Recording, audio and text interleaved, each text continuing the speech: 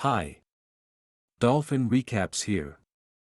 Today I am going to explain a 2021 American supernatural horror film called The Black Phone. Spoilers ahead, watch out and enjoy. The movie begins with a baseball game in North Denver, where everyone including the kids and their parents are here for the minor league baseball game. Finney Blake is on the mound, as his little sister Gwen gnaws on him. Finney knocks out the first two batters he faces, but Bruce Yamada smashes a home run in the third inning to seal the victory for his side. Bruce gives credit to Finney's arm despite the setback. Later on, Bruce is spotted bicycling about town and chatting it up with some of the local schoolgirls. Then, suddenly, a black vehicle stops in front of Bruce, and he freezes. Their father is an aggressive alcoholic who is still grieving the suicide of Finney and Gwen's mother. The children arrive at school just in time to see the school bully, Moose, taunting another student, Robin Ariano. It turns out that Robin is a great fighter who easily defeats Moose and reduces his face to a bloody pulp. After learning that Bruce has disappeared, Finney and Gwen continue their stroll, with Gwen referencing a local kidnapper only known as the Grabber. Finney is being tormented at school by three other guys who follow him into the restroom and insult him. When Robin comes in, warns the bullies off of bothering Finney. Robin tells Finney he should be assertive too. While everything is going on, two detectives, Roger Mitchell and Troy Rootseal, visit the school and meet with Gwen in the principal's office. Gwen says she experiences nightmares about the children who have disappeared after being snatched by the Grabber, but she is unable to articulate what these dreams signify.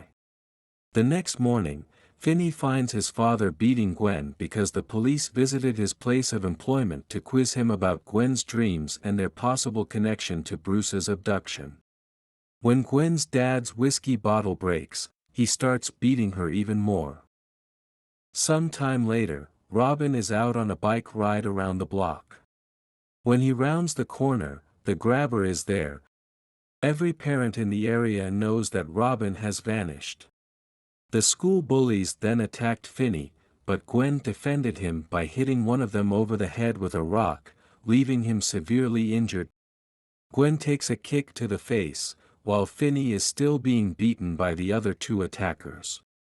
Finney's scientific partner ends up being Donna, the girl he has a crush on. She expresses her sorrow about Finney's assault. As Finney and Gwen go back to their apartment together, Finney becomes separated from her and runs into the Grabber's vehicle. After Finney notices the black balloons, the Grabber tackles him and sprays a chemical into his mouth to knock him out. Gwen and the other students at school find out that Finney is gone rather quickly. The Grabber kidnaps Finney and holds him hostage in his basement. There's just one opening, but no one will be able to hear him scream until he opens it. Despite the Grabber's teasing, Finney is unique, he says. There is a dark, disconnected phone on the wall that the Grabber swears he once heard ringing.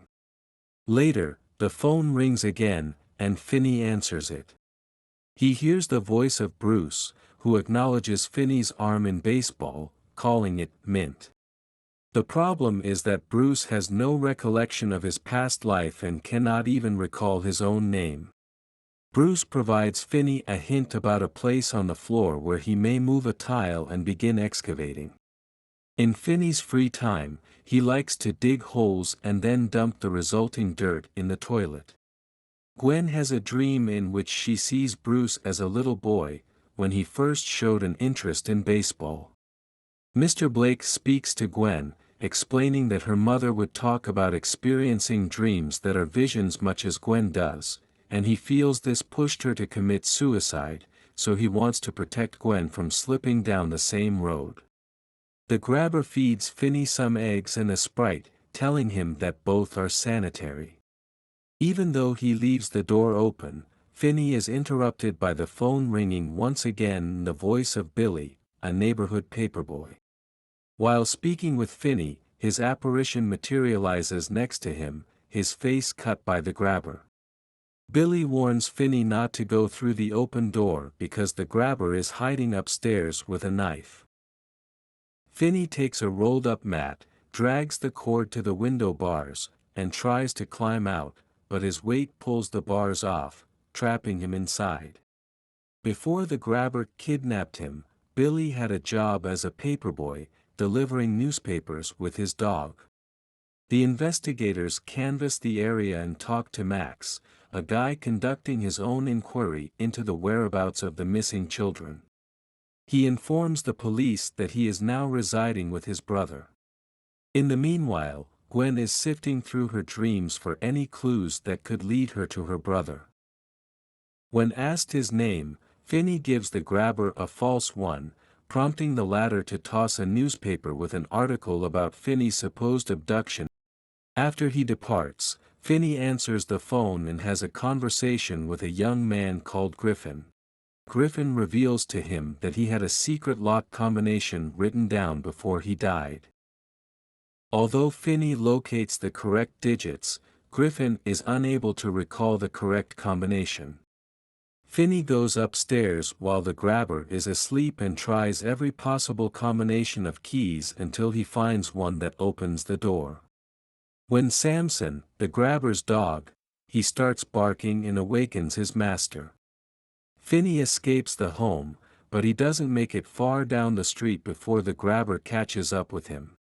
When the neighbors notice, they turn on their lights, but the grabber warns Finney that he will be killed instantly if he makes a sound. When the power goes out, he returns with Finney. Later, Finney's phone rings again, and this time it's local punk Vance Hopper on the other end. In a dreamlike flashback, Vance is seen fighting with two youngsters in an arcade after one of them tampered with his high score. A short time later, he was taken into custody. In the flashback, Gwen is with Vance as he speaks to Finney over the police radio.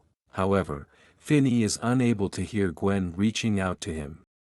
When they arrive to a residence, Gwen attempts to commit the number to memory. Later, she rides her bike around the neighborhood looking for the home, and is terrified by the apparitions of those who were killed by the grabber. Following Vance's instruction, Finney discovers a hidden freezer behind a wall. Finney attempts to push through the door as hard as he can, but to no effect. He starts weeping, thinking that he will die there. The phone rings one more time, and he answers. It's Robin, and he recalls both Finney and his own life. He reminds Finney that he was always his buddy, and that now is the moment when he truly has to stand up for himself. Robin advises Finney to practice using the phone as a weapon and to fill the receiver with mud to give some heaviness to it. Gwen phones the cops and travels with them to the location she saw in her nightmares. While everything unfolds, Max comes to the conclusion that the missing kids are at the home he is residing in, since the grabber is his brother. He walks to the basement and is astonished to discover Finney there. Just as Max tries to aid, the grabber murders him with an axe to the skull. He follows after Finney, but the lad has employed all the support from the ghost kids. He puts up a rug over the hole he dug, using the cable to trip the grabber and lower him into the hole, where he fractures his ankle. Finney then continues wailing on the grabber with the phone, and it rings one final time. Finney compels the grabber to hear the voices of his victims mocking him over their fate, and Finney breaks his neck. He pulls a steak from the freezer and tosses it to Samson to keep him busy. The investigators examine the home, but find it vacant until one officer discovers the basement. Instead of locating Finney, the investigators locate the remains of the other 5 boys buried under the soil. The home where Finney was being kept is across the street. He opens the door and goes out into the light, where Gwen sees him and hurries to her brother. The authorities take care of the kids, and they are picked up by their father, who sadly apologizes to both of them for how he treated them. Finney returns to school more confident than before. The other kids consider him as a legend for murdering the grabber, and the bullies no longer dare to bother with him. He rejoins Donna in science class, but he urges her to name him Finn. Subscribe to Dolphin Recaps and turn on the notification bell for more videos like this.